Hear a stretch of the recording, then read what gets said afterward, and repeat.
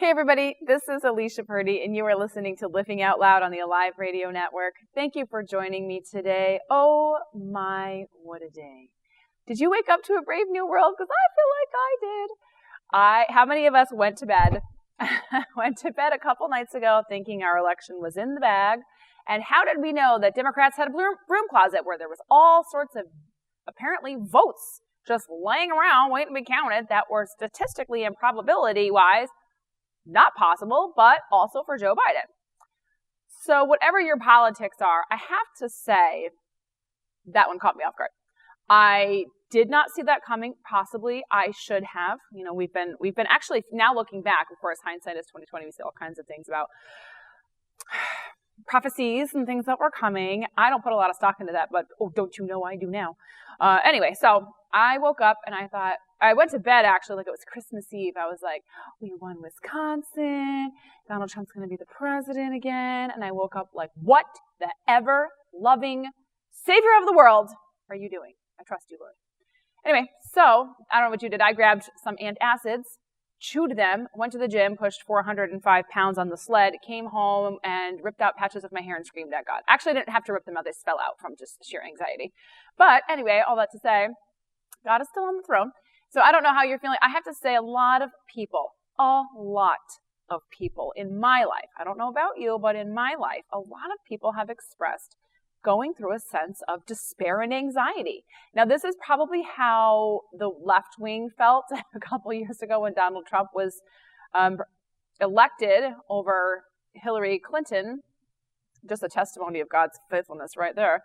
But a lot of people have been struggling with anxiety and all these different things, right? So I think that struggle is real, and I'm not going to discount that. Even I have had some moments where I felt I was struggling, and what I realized, I didn't struggle, like I wasn't curled in a ball, staring at the wall and feeling sorry for myself or something, but I noticed I was having trouble concentrating when I was working, and I felt unmotivated to do things, and so all of those are signs. Those are physical and emotional signs of a struggle of some nature. I think that that's very real. And what the Lord showed me, because I have leaned into God more, I have to tell you, this is a fight of faith for me. First of all, I'm going to say off the top right now, this fight for the presidency is not over. It is not. And so, but people believe the headlines, and even for a smidge of time, I was believing the headlines, or just for a millisecond, and then I thought, no, stop.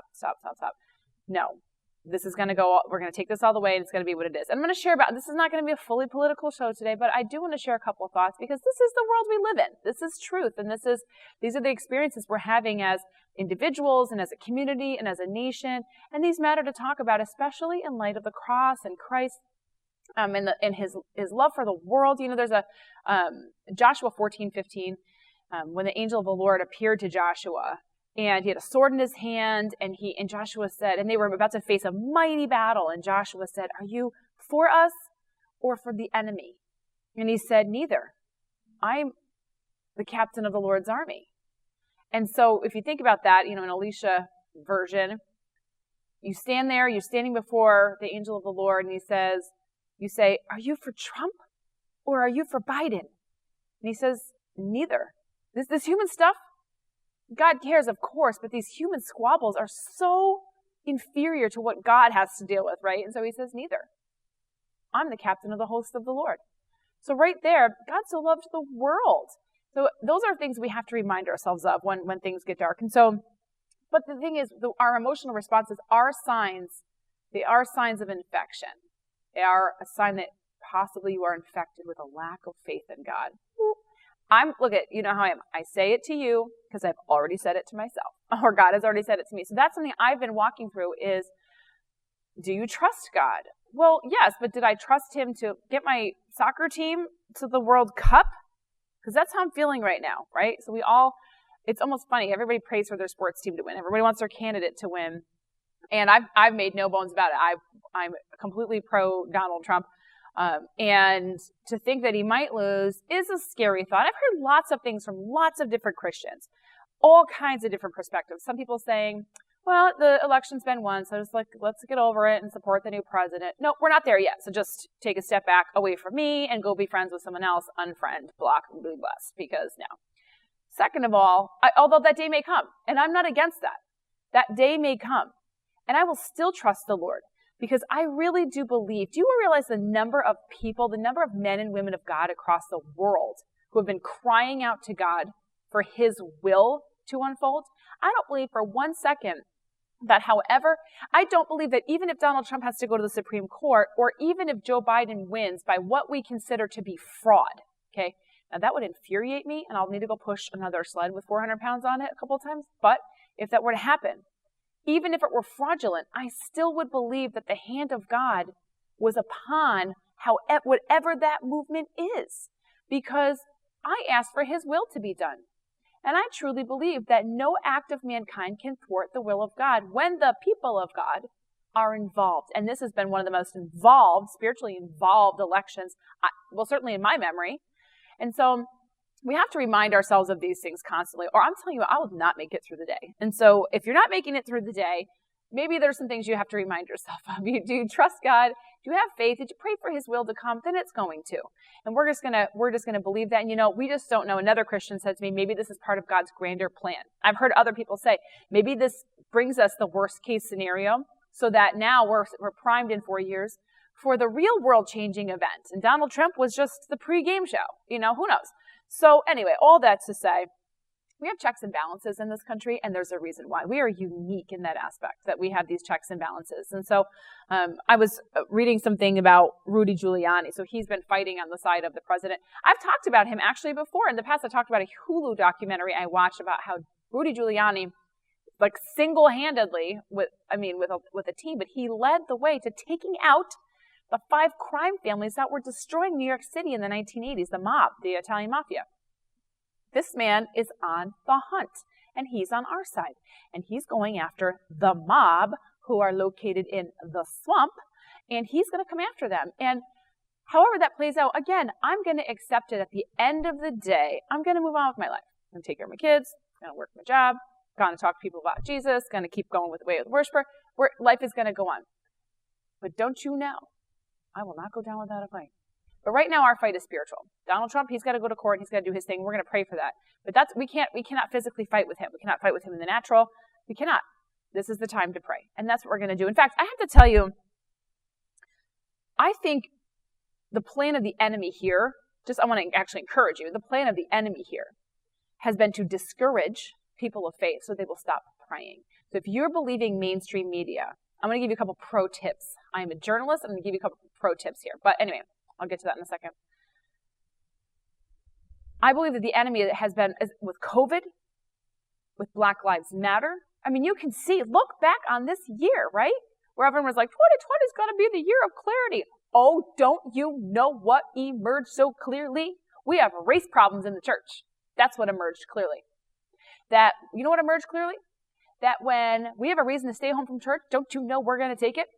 We're going to be like, I don't want to go COVID. I don't want to get COVID. Okay? Don't you know? We are politically divided in this church, in the church and the kingdom. So, yes, it really has been a year of fresh clarity. I just don't think we like what we've seen. And so, lots of work and lots of unpacking to do from there. But anyway, media cannot call the election in the United States of America. That is a load of garbage. The Electoral College has the final say, and then if there has been voter fraud, which I completely believe there has been, and there is evidence to that, hard evidence that will hold them in court, that distinction matters, then we're going to go to the Supreme Court. Do you know, here's a little interesting factoid. Did you know that do you remember when Al Gore and George Bush W. was running? Al Gore paraded himself around like the emperor in his new clothes. And he paraded around like he invented the internet and single-handedly was going to stop, climate change, whatever, for 37 days. Patted himself on the back like he's a big man. Went to bed every night, loved what he saw in the mirror. And then he lost in the Supreme Court when the presidency was handed to Bush. Do you know who argued the cases in court? Here's a little fun fact. It was some of the team. It was a huge team that helped out. It was Brett Kavanaugh and Amy Coney Barrett. This is why people have fought so hard to keep them off of the Supreme Court. They know what these people are worth. They know their decision-making power. They know the level of their intelligence, and they know the fight they have in the game.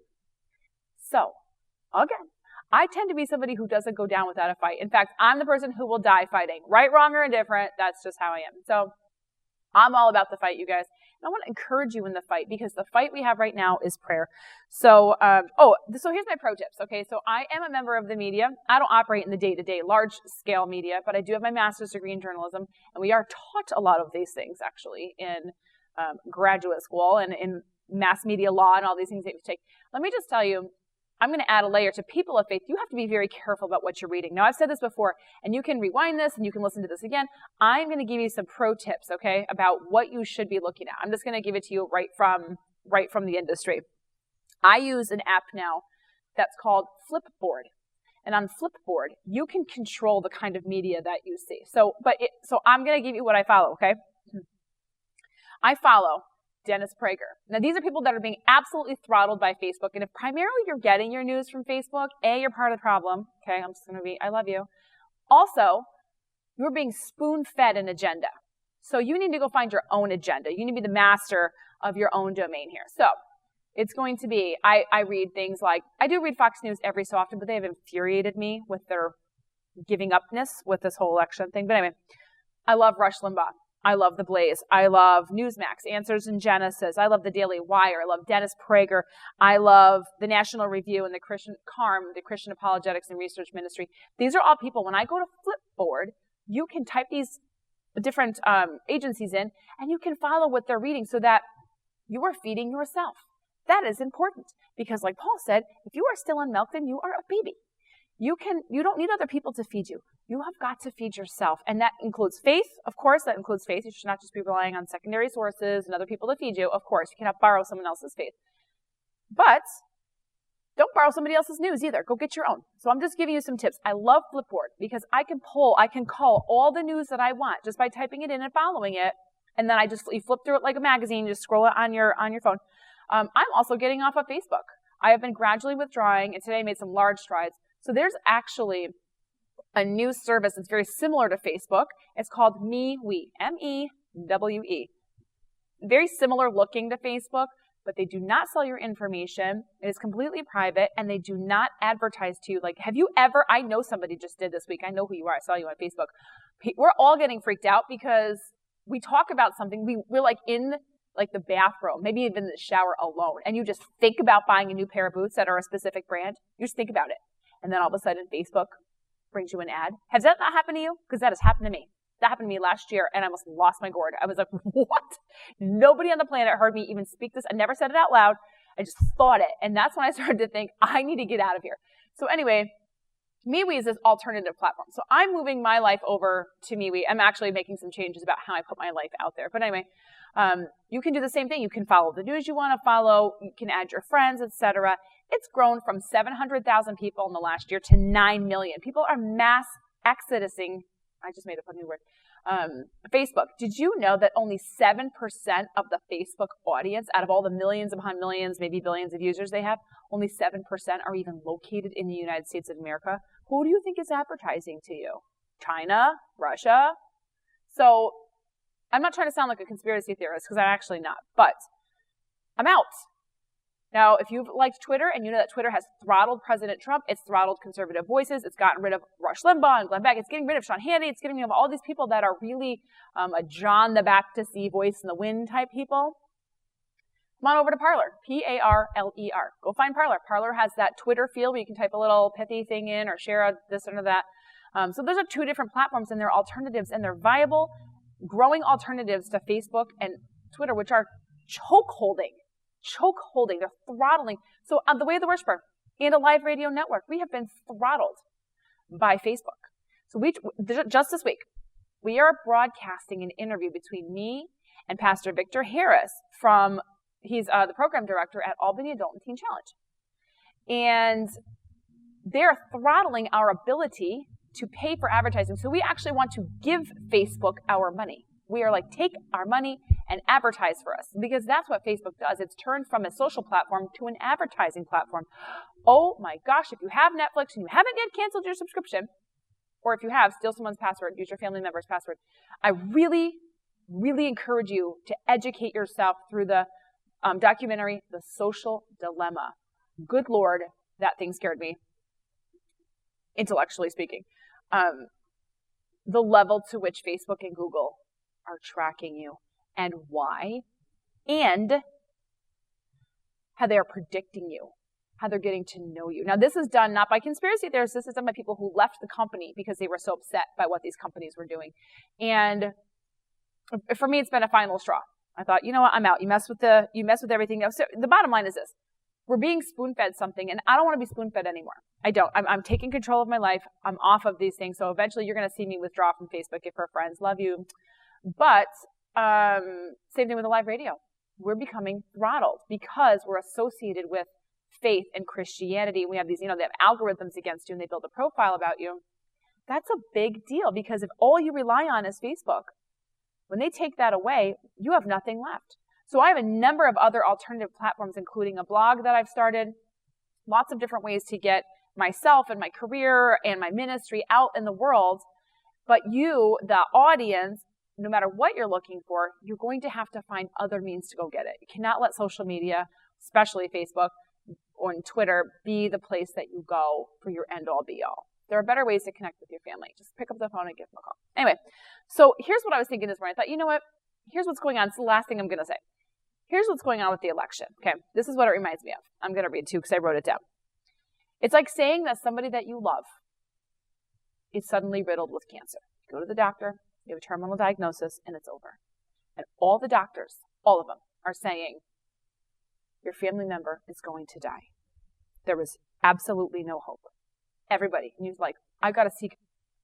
Is there any hope? So now you go to this other doctor, right? Maybe quack doctor, right? Some holistic guy. And he says, well, there's surgery. We could do surgery. And everyone's like, don't do surgery. Do you know how much time surgery is going to take? You know how intricate surgery is going to be? Do you know how difficult the resources that surgery is going to take? And you're like, well, but I really want to live. And I'm sorry, you're going to die. That's end of discussion. You're going to die. Everybody wants to scream about how you should die. You should just go die. You should just go die. But there's hope. There's surgery. And yeah, it's a longer, more expensive path, but it's the path to life. What are you going to do? You're just going to be like, oh, you're right. I do have cancer. See you, everybody. No, you're going to fight. You're going to say, I'll take every means available to me to save my own life. Well, that's what our president is doing. This reminds me of The Princess Bride. Do you guys remember The Princess Bride when he says, your friend here is only mostly dead. Mostly dead. Common mistake that people make when someone is only mostly dead, because mostly dead means somebody is still a little bit alive. Right? He says, I don't know if you know the facts. He says, if somebody's all dead, there's only one thing you can do. You can go through their pockets and look for loose change. Well, guess what? Donald Trump is only mostly dead. He's still a little bit alive. And so I say, let's do surgery. That's me. I'm like, okay, I'm not going to make funeral arrangements. If somebody wants to do surgery and they want to get the cancer out, let's do that. I'll throw some money at that for you. So anyway, I thought that was a really interesting way to put it, if I do say so myself. We have to have something to hold on to at the end of the day. There's got to be hope, and there is hope. But if you don't know, if you're not reading the right things, okay, that's why I said it's important that you find the news. You find the right news, you find the right resources, you find people that are going to affirm your faith, that are going to speak words of life and hope. I have to tell you, a weird beacon of light for me in all this has been Rush Limbaugh. Consequently, he is riddled with cancer. Please pray for him. He said the other day, if this were the time to panic, I would tell you, it is not time to panic. And I just took such hope from that. So anyway, I will say I have been really disappointed, and I'm going to admit to you a little tiny thing right now in my life. I have learned about myself. I am judgier than I thought I was. I'm just going to say that, okay? I'm going to live out loud. I'm going to take what's in my head and put it out there to you right now. I have learned two things. I'm extremely disappointed when I see Christians fold like house cards. That really bothered me. When I saw Christians, I even saw an unnamed faith leader who I deeply admire call Joe Biden, President-elect Joe Biden. I felt my world fall apart. For 1 second, of course. I thought, are you kidding me? They got to you? And so I'm a little judgy. I'm going to say I've had a hard time trying not to judge people's salvation or their walk with God based on their politics. Now, I've learned that about me. Maybe you've learned some things about yourself. That's what I've learned about me. You know where the enemy's trying to get me in all this? He's trying to get me to develop a critical spirit. Now, that might not be your thing. Maybe your thing is you're a compromiser. Maybe your thing is that you're filled with fear. My thing is that I get mad and then I get critical. So I'm just being a very real Christian with you right now. I'm not going to sugarcoat things because, I feel like all of us at some point or other wonder if we're normal. Well, you are normal, especially if you're feeling these negative things like I am. We're all normal together and weird at the same time. We have things we have to fight. I become, mouthy and critical, and I look at other people like, are you kidding me? Do not sit near me in church if you voted for Biden. In fact, sit far enough away that my spit will not land on you. That's the kind I'm not kidding you guys, I'm just being real. That is the kind of stuff I think. And I have to be like, Satan? No, in Jesus' name. But again, you might have fear. You might struggle with things like compromise. You might struggle with things like prayerlessness. These might be things that the Lord is exposing in you, like he's exposing in me. So whatever that is that you're walking through, there's your battleground. It's time to start fighting. Oh, speaking of fighting, transition. Gun ownership is through the roof. I've heard a lot of people talk about things like civil war and wars and rumors of wars, and oh my God, now here comes the 4 horsemen of the apocalypse. Okay, so we have to stop that kind of stuff because we have to be the people of God who are fighting with the high praise of God in our mouth and a 2-edged sword in our hands. We have to be the people that overcome the enemy with the blood of the Lamb and the word of the testimony. We cannot be people who are flipping out because we're reading the wrong news. Anyway, okay, I'm just going to stop right there. I have to say, Alex Trebek died, you guys. And it was a hard right turn. But I do want to say that. I want to take a minute and tell you, I was so sad. I heard a story of a man who learned English just by watching Jeopardy. And he ended up many years later, when he was a child, he came to this country and learned English. I don't know where he was from. I think the Middle East somewhere. He got onto Jeopardy all these years later, and he wept when he met Alex Trebek. And he said, I used to sit with my grandpa, and he said, and I would watch you on Jeopardy, and I learned English from watching you. I thought that was a fascinating, really touching story. Alex Trebek is, when you see like movies and you see different things in pop culture and there's always like Jeopardy on in the background, that matters. And so I was really sorry to hear of his passing. Truly I was. And what an American icon, right? I actually felt that way about Regis Philbin. I watched a documentary on Regis Philbin and I thought, what a life. What a life. And all he ever wanted to do is bring people joy. So anyway, we'll pray for Alex Trebek and his family. So let me give you a couple other things with my remaining time. Francis Chan. Okay, so Francis Chan, he was the head of a huge megachurch here in America, and he very abruptly dropped his ministry and moved to Hong Kong. So you probably know who he is. He's written a ton of books, and he was very famous. And he's faded a little bit away because he's not in America. He's not an American, media, Christian media juggernaut. But he's still leading. He's still meeting with pastors. But he moved to North Korea. North Korea. No, he did not. He didn't get a rocket shot through him. He is in Hong Kong. And you know why he left very abruptly? Because his heart was so for the gospel that he said there were too many fishermen in the pond in America to the point where the fish were no longer biting. And I thought that was an interesting way to put it. So here's what he said. He was writing this week and he said, he was talking about the idea of love. So he was comparing the way that the culture is in North Korea. And he said the idea of loving one another is completely counterculture in Hong Kong.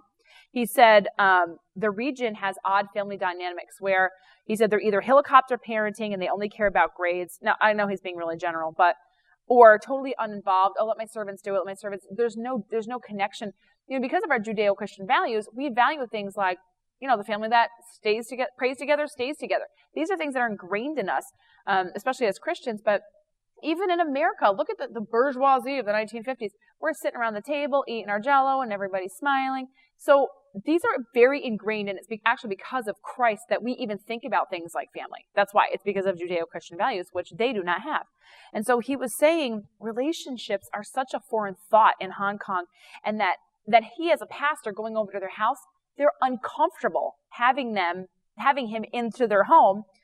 And he's had quite a road to walk, trying to teach them things like love and unity when those are not inherent values in their culture and in their mindset. I thought that was fascinating. Love and unity are something we're constantly crying out in the American church, right? We're always like, we have to love one another and find unity. Well, unity for the sake of unity, don't get me started, because that'll be a whole nother show. But anyway, peace for the sake of peace, that's fake peace and it doesn't exist and it won't last for very long anyway. But anyway, so he was urging people to find a point of love, a point of connection. He was saying in the American church, we've become so focused on unity that we forget actually about love. And when we look at things pertaining to unity, it actually causes us to be ununified. And he was saying churches are becoming divided by things that are non-salvation issues. Okay, so you don't speak in tongues? I have my opinion on that, right? I bet you have your opinion on people who do speak in tongues. So whatever. But that doesn't mean we can't break bread together, even pray together. And maybe I don't have to be really loud in my tongues, whatever, I'll just be classy. But I'm just saying, there are things that divide us so deeply in the church, including racism, 2020. You see it now more clearly, don't you? You didn't know it was there before, but now it is, 2020. You got all this great vision God said, well, I thought it was going to be positive. Nope. But here's the thing. Do you know the opposite of love is not hate? Did you know that? Do you know what the opposite of love is? According to the Bible, the opposite of love is fear. Because we know that perfect love casts out fear, right? We know there are multiple scriptures about that. But he said instead of screaming at each other, we have to seek to be one in accord, but the way to do that is through love. Here's the problem. If you struggle to love somebody who's so different, Biden voters, you have to understand and seek to understand, what are you afraid of? Are you afraid that Biden will be president? Are you afraid that, abortion's going to get worse? Whatever it is, I couldn't even pretend to imagine what that might be. But if you struggle to love somebody, you don't hate them. There's something you're afraid of. I thought that was really interesting, that possibly the way back to each other is overcoming fear so that we can find love. Anyway, so let me just give you this last thing here. Okay, a couple things. I got like 2 minutes left. On the way of the worshiper this week, I started something new, and I want to share it with you because I told you we're starting now. We're all starting together as a group. We are starting to we're starting to seek out the things that we want to see. We're done being spoon-fed. We're going to feed ourselves. So come over to the way of worshiper and hit contact Alicia or subscribe. I started a newsletter. Now, this is different than the blog. You can come subscribe to the blog and you'll still get the devotionals. But on the newsletter, it's a totally different feel with I've got downloads and I've created things that you can have for free, and I'm sharing different types of stories and revelation God has given me. It's a much more intimate look. And so come on over and find me on the Way of the Worshiper. So this week I have a series coming out called Not Every Soldier Fights. And this is as a series of letters for Veterans Day that I created based on a series of letters that actually exist between me and a soldier in the Middle East.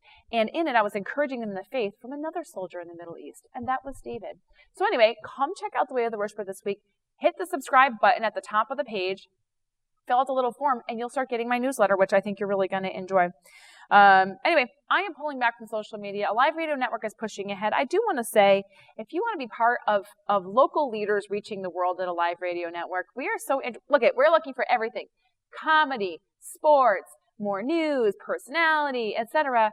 If that's you, if you've got a podcast or something and you're local, we would love to talk to you because we're on a mission.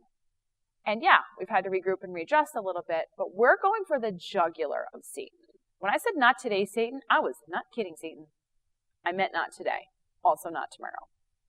So anyway, I appreciate you guys joining me today. I hope it's a little bit of encouragement. I've just been on a steamroll lately with this whole election thing because I really feel like the enemy's all over this. And it's just another piece of garbage that he has done this year, right?